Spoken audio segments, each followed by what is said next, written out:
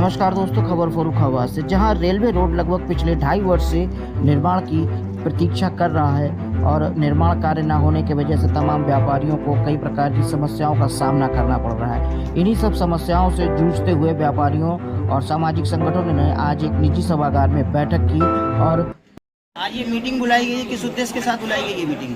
आज की बैठक इसलिए बुलाई गई थी कि पिछले 2.5 वर्ष से रेलवे रोड टूटा पड़ा था। इस पर कोई भी सुनवाई नहीं हो रही थी। यहाँ का व्यापारी भी लगातार अपने नगर पालिका अध्यक्ष को, विधायक को, सांसद को कह रहा था, लेकिन कोई सुनवाई नहीं हो रही थी।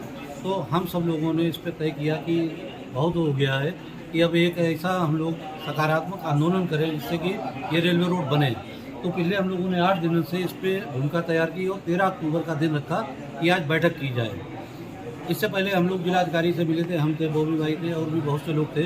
इन्होंने इस मैटर को जब जिलाधिकारी के समक्ष रखा तो उन्होंने हमेशा इस पर सकारात्मक रूप दिखाया और उन्होंने हम लोगों को बताया कि हमने इस पर डीओ लिखा है शासन को, जिससे कि पैसा जल्द रिलीज हो जाए।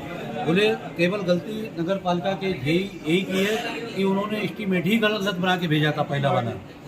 बोले जब दोबारा ये रिवाइज एस्टीमेट आया है तो उसके बाद हमने इसको भेजा, शीघ्र ही शासन से पैसा मिल जाएगा।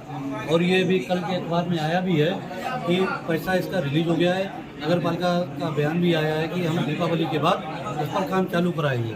कितना पैसा रिलीज हुआ है? 6 करोड़ 17 लाख रुपये। ये 3 साल हो गए रोड टूटे हुए हैं। छोटा व्यापारी पूरी तरीके से तबाह हुआ है। उन लोगों का ही कहना खुद है कि व्यापार मंडल के नेता जो हैं ज्ञापन खेल के नाम पे जो है सिर्फ ज्ञापन खेलते हैं और हम लोग जो है यहाँ पे जो है जमीन सड़क पे आ चुके हैं। क्या उम्मीद की जाएगी कि अब आप इंसाफ दिला पाएंगे उन लोगों को? ऐसा है कि व्यापारी सब एक है, चाहे छोटा हो या बड़ा व्यापारी हो, नुकसान सभी का हुआ। जो बड़े व्यापारी थे उनके करोड़ों रुपए के प्रतिष्ठान टूटे।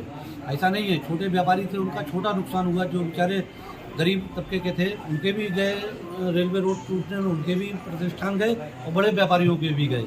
लेकिन ये था कि बड़े व्यापारी के पास अपनी सुविधाएं थी, अपना संसाधन था, तो वो सर्वाइव कर गया। छोटा व्यापारी बेचारा सर्वाइव करने में उसे दिक्कत आई, तो सर्वाइव हो भी जाता अगर इस रेलवे रोड पे जल्दी से काम हो जाता, उनका व्यापार चालू हो जाता। लेकिन 2.5 वर्ष से जब इस पे काम नहीं हुआ तो ये है कि प्रशासन के द्वारा समय समय पर इस तरीके के हम लोगों ने भी जब मुद्दे उठाए तो प्रशासन ने सिर्फ जो है कार्रवाई प्रस्ताव इन सब का जो है आश्वासन देके जो है मामले को ठंडे बस्ते में डाल दिया। कैसे यकीन मान लिया जाए कि इस बार जो आपको आश्वासन मिल रहा है दीपावली के बाद ये कार्य शुरू होएगा? बात आपकी बिल्कुल ठीक है। अभी तक जो भी मिला था आश्वासन था, लेकिन कभी हम लोगों ने एकजुट होकर आपको को लिखित दिया गया है?